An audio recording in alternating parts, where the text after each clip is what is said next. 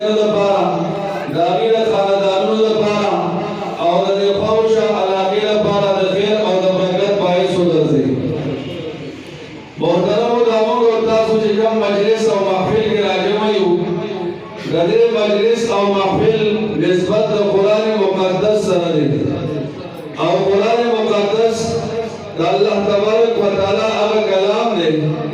روایاتو کې راځي دا څومره کلامونه الله تبارک وتعالى نازل کړي دي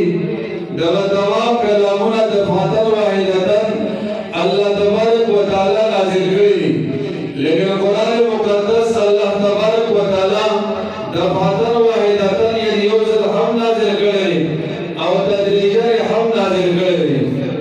روایاتو کې راځي الله د لوح محفوظ نه بیت العزت آسمان دنیا ته یو شپه د لیلة القدر کې دا تمام قرآن مقدس دفعة واحدة یعنی یو ځل نازل کړي او بیا په امام الانبیاء محمد رسول الله صلی الله علیه وسلم باندې کله ابتدا د غار حرا نه وشوله